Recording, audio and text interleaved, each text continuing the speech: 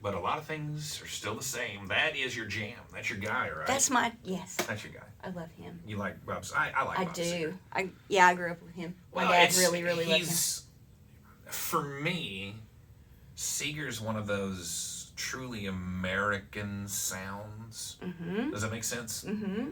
You know, you talk about influences and this and that, and there's many influences in his music that you hear, you know, from the country and different things, but the way he writes, the way he puts it together, to me, it just sounds like America. Mm-hmm. I mean, it really does.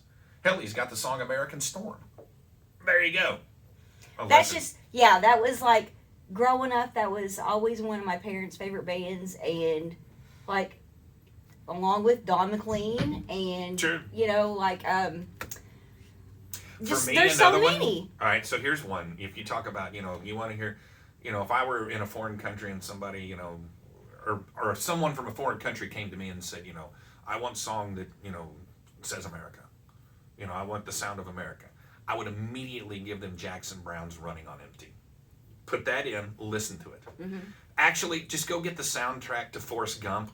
That's all you need. There you go. Or the band. Anything by the band. Anything by the band. I mean, there's certain things that are just, you know. Now, other bands, you know, obviously there's European influences, or they're European. Right. You know, that come over. Or like John Prine. I love John Prine. You know, he's such a great storyteller. Exactly. Like, you know, Angel from Montgomery. It's like he was a young man writing a story about an old woman. It's like, who would have that mindset? You know, and there's so many out there. And you know, the sad thing, I guess, is there's so many that nobody knows that are as good as John Prine. Sure. You know, or names that maybe just didn't get, you know, the notoriety like they should have. And sometimes when they do get the notoriety, it's, well, they're already gone. Right. You know, and it's like all these people at these honky tonks in Nashville, they're so good that it's like, most oh my gosh, I wish I could just break through. And, you know, they're just like scraping to get by because Nashville is so dadgum expensive. Well, and it's getting, that dynamic's change. Well, again, some things are still the same, other things change. Right. And that's, you know, that's just a theme in life. Mm-hmm. You know, you grow up and you remember this tree that used to stand on the lot. That tree's gone. Mm-hmm.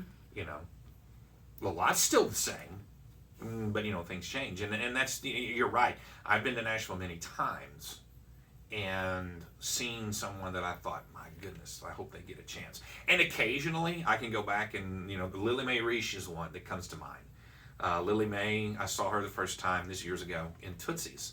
Walked in, you know how the stage is like right there. Yes. And here's this little bitty redheaded girl playing the fiddle. I mean, so tiny that her cowboy boots literally look like knee boots. You know what I mean? Yeah. Just adorable, gorgeous girl. She sang in a band with her sisters for a while called the Gypsies. You can look that up. But bing, bang, boom, the short story is, you know, I see her this, I see her that, and then the next thing I see her, she's playing the fiddle and stuff and doing background vocals with Jack White. That's awesome. Yeah, and I'm like, so you made it. See? Good for her. And she was good. Fantastic. You know, I remember one of the first things she did. Like, you know, I just remember sitting back going, yeah, I'm going to sit here and watch this chick for a while. She's good. Yeah. That's like, you know, going to see Tedeschi Trucks. It's like, I don't blink an eye at the prices because they deserve it, you know? Well, and again, you know, we were talking about that as we're kind of, you know, getting crunched for time here as I'm getting top of the hour. But I understand it.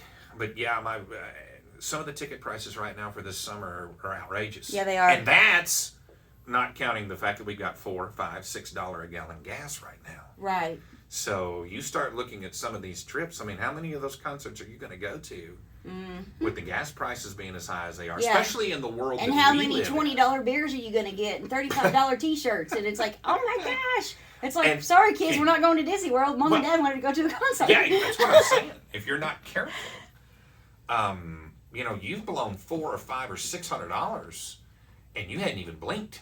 Yeah. And that's just one show. Right. As opposed to what it could have been. You know. Going to a festival. It's like.